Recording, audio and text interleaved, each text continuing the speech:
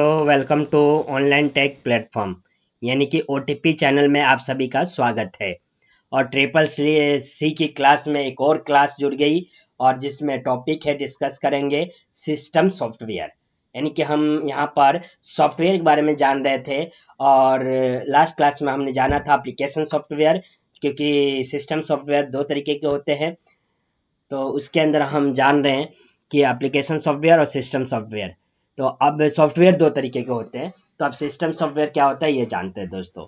System software एक ऐसा software होता है जो कंप्यूटर को कंट्रोल यानी कि नियंत्रण और मैनेज करता है। सिस्टम सॉफ्टवेयर कंप्यूटर का सबसे प्रमुख सॉफ्टवेयर होता है। इसकी मदद से कंप्यूटर स्टार्ट यानी चालू होता है।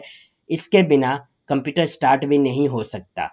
इस सॉफ्टवेयर को कंप्यूटर के हार्डवेयर और एप्लीकेशन प्रोग्राम को चलाने के लिए विकसित यानी डेवलप किया गया है।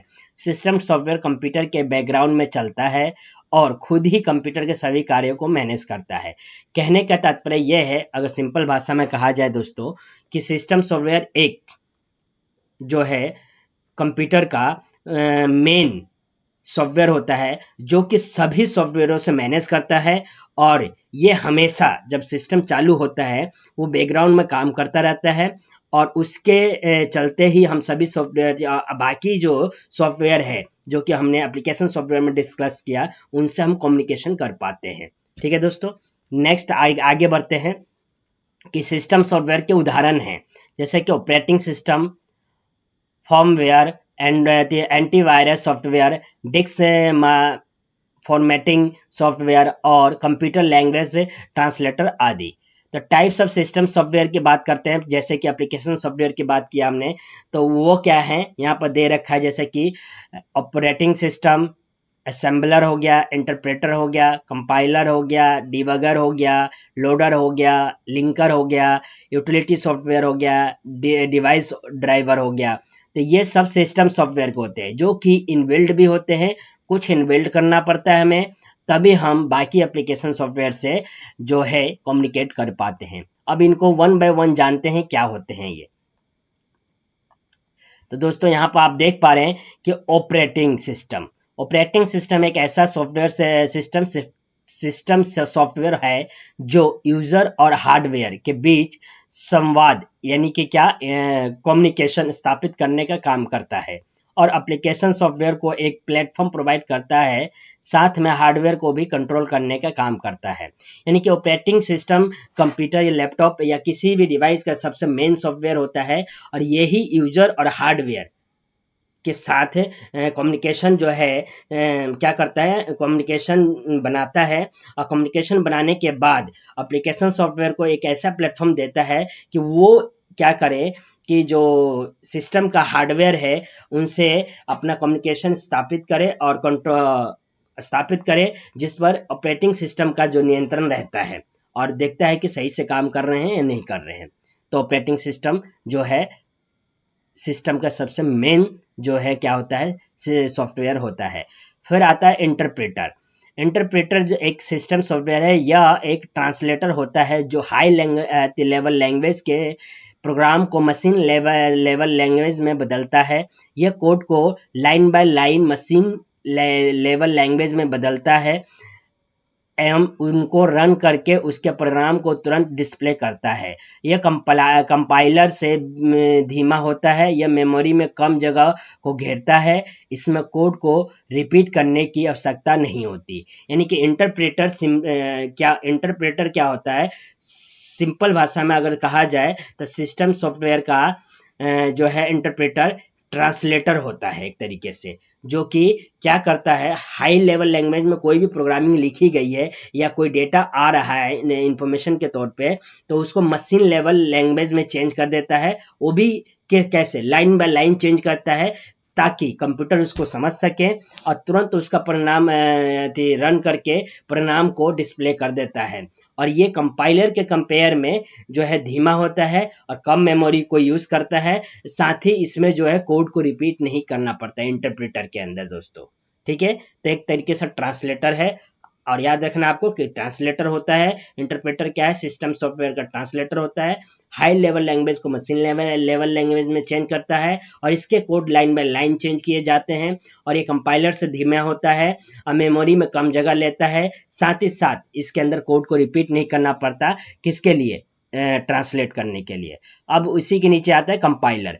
कंपाइलर एक सिस्टम सॉफ्टवेयर है, जिस तरीके से इंटरप्रेटर है उसी तरीके से ये भी है, लेकिन यह एक ट्रांसलेटर होता है। ये भी ट्रांसलेटर का काम करता है, इंटरप्रेटर भी करता है, लेकिन दोनों ही हाई लेवल लैंग्वेज को मशीन लेवल लैंग्वेज, यानी कि हाई लेवल लैंग्वेज में जो प्रोग्रामिंग लिखी गई है उसको मशीन लेवल लैंग्वेज में बदलता है और इसके बाद मशीन लेवल लैंग्वेज को कोड को मशीन लेवल लैंग्वेज के कोड को प्रोसेसिंग के लिए भेजा जाता है। प्रोसेसिंग के बाद जो परिणाम आता है उसे यूजर लैंग्वेज में बदला जाता है।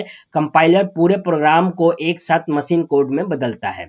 यानी कि अंतर क्या है, दोनों ही सिस्टम सॉफ्टवेयर हैं और दोनों का काम ट्रांसलेट करना है, लेकिन अंतर यह है दोस्तों कि interpreter line by line code को ट्रांसलेट करता है हाई लेवल लैंग्वेज से मशीन लेवल लैंग्वेज के अंदर, लेकिन कंपाइलर जो है हाई लेवल लैंग्वेज को मशीन लेवल लैंग्वेज में चेंज करता है।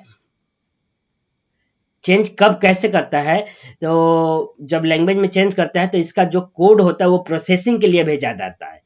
उसमें line by line code change हो रहा है, लेकिन इसमें जो कोड होता है सीधा प्रोसेसिंग के लिए भेज दिया जाता है। अब पूरा एक ही बार में प्रोसेस होके यूजर के लैंग्वेज में कन्वर्ट हो जाता है और कन्वर्ट होने के बाद वो पूरा कंपाइलर क्या करता है, उस प्रोग्राम को एक साथ मशीन कोड में चेंज कर देता है और यूजर के सामने दिखाई देने लगता है जो भी उसमें मतलब कि क्वेरी या डाटा इनपुट किया गया है। ये है दोनों में डिफरेंस दोस्तों, इंटरप्रेटर और कंपाइलर दोनों ही ट्रांसलेटर है, याद रखना आपको। असेंबलर क्या होता है, तो ये भी जो है सिस्टम सॉफ्टवेयर का ही है। अब एक तरीके से ये भी ट्रांसलेटर का ही काम करता है। तो असेंबलर एक सिस्टम सॉफ्टवेयर है, यह एक ट्रांसलेटर होता है जो असेंबली लैंग्वेज, असेंबलर से नाम से ही इसके पता चलता है कि असेंबली लैंग्वेज के प्रोग्राम को मशीन लैंग्वेज में बदलता है और मशीन लैंग्वेज को असेंबली लैंग्वेज में बदलता है। तो क्या हुआ कि असेंबलर के नाम से ही पता चलता है कि ये सिस्टम सॉफ्टवेयर है, ये तो हम पढ़ ही रहे हैं दोस्तों, लेकिन ये भी एक ट्रांसलेटर है और इसके नाम से पता चलता है ये असेंबली लैंग्वेज को मशीन लैंग्वेज में चेंज करता है जो प्रोग्रामिंग की गई है, और मशीन लैंग्वेज को असेंबली लैंग्वेज में चेंज करता है, यानी कि अपोजिशन में काम करता है, यानी कि कभी उसमें, यानी कभी असेंबली लैंग्वेज में कभी मशीन लैंग्वेज में। इतना ही इसका काम है। ठीक है दोस्तों, आगे बढ़ते हैं और आगे देते हैं यूटिलिटी सॉफ्टवेयर।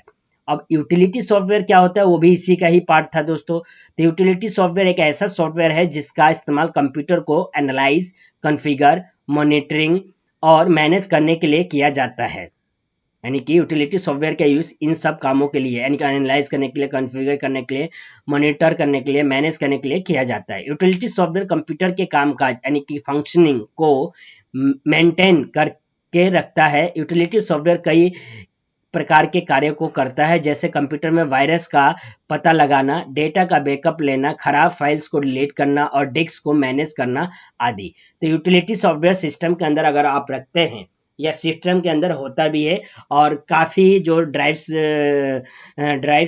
तो सॉफ्टवेयर होते हैं या अदर सॉफ्टवेयर होते हैं उनमें यूटिलिटी सॉफ्टवेयर भी होता है जो इन सभी काम को करता है। उसके अलावा मेंटेन करने का काम करता है, जिसमें कि कंप्यूटर में वायरस ना आए, अगर आ गया तो उसको पता लगाता है, और डेटा का बैकअप लेने के लिए खराब फाइल्स को डिलीट करता है या रिकवर कर देता है, डिस्क को मैनेज करता है।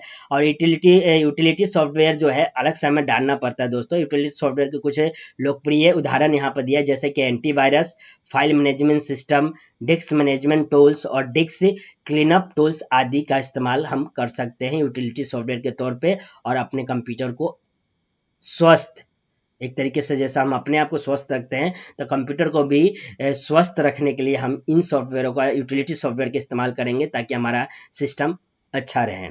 नेक्स्ट है open source and proprietary software, यानी कि ओपन सोर्स और प्रोप्राइटरी सॉफ्टवेयर किसे कहते हैं।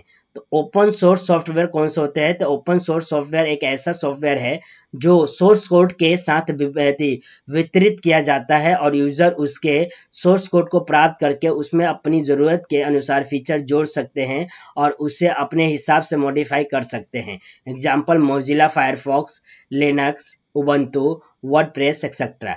तो ओपन सोर्स सॉफ्टवेयर वो सॉफ्टवेयर होता है दोस्तों जो मार्केट के अंदर अपने सोर्स कोड के साथ अवेलेबल होता है, और कोई अदर डेवलपर है तो क्या करता है उसके सोर्स कोड के अंदर थोड़ी सी चेंजिंग करके और एक नया सॉफ्टवेयर बना देता है या मॉडिफाई करके बना देता है और अपने दूसरे नाम से वो मार्केट में लॉन्च कर सकता है। इस पर कोई भी एक्शन नहीं लिया जाएगा क्योंकि इसका नाम ही ओपन सोर्स सॉफ्टवेयर है और ये सोर्स कोड के साथ मार्केट के अंदर जो है अवेलेबल है या इंटरनेट पर अवेलेबल होता है। इसी के अंदर आता है दूसरा टॉपिक कि प्रोप्राइटरी सॉफ्टवेयर। प्रोप्राइटरी सॉफ्टवेयर क्या होता है? वो सॉफ्टवेयर होता है जिसके इस्तेमाल हम फ्री में नहीं कर सकते। इसका इस्तेमाल करने के लिए हमें इस सॉफ्टवेयर को इसके ओनर यानी कि मालिक से खरीदना पड़ता है। प्रोप्राइटरी सॉफ्टवेयर पर इसके ओनर का कॉपीराइट होता है, अर्थात हम इस सॉफ्टवेयर के कोड को ना तो बदल सकते हैं और न ही डिस्ट्रीब्यूट और कॉपी कर सकते हैं।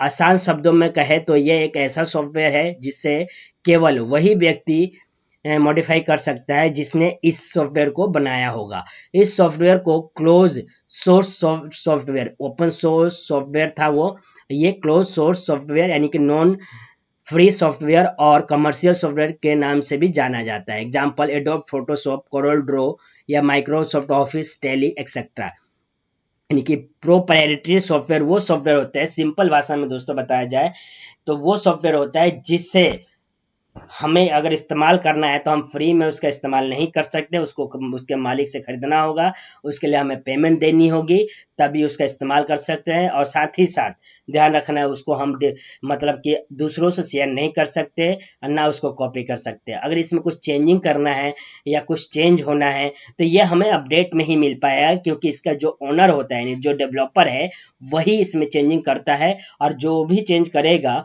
वो हमें एक अपडेट के रूप में मिलेगा दोस्तों। ठीक है, तो आगे बढ़ते हैं और आगे देखते हैं कि अब क्या है, मोबाइल ऐप्स क्या होते हैं। तो दोस्तों नेक्स्ट क्लास में हम समझेंगे मोबाइल ऐप्स क्या होते हैं और उनका इस्तेमाल कैसे किया जाता है। तो आज की क्लास यहीं समाप्त की जाती है, और क्लास कैसे लगी कमेंट करके ज़रूर बताइएगा, और वीडियो को ज़्यादा से ज़्यादा शेयर करें, लाइक करें, और सभी दोस्तों को बताएं कि ट्रिपल सी की क्लास भी कंटिन्यू चलती जा रही है और यहाँ से वो अपने नॉलेज को गेन करके और अपने एग्जाम को अच्छे तरीके से क्लियर कर सकते हैं, अच्छे परसेंटेज से कर सकते हैं। तो आज की क्लास यहीं समाप्त की जाती है। Thank you so much.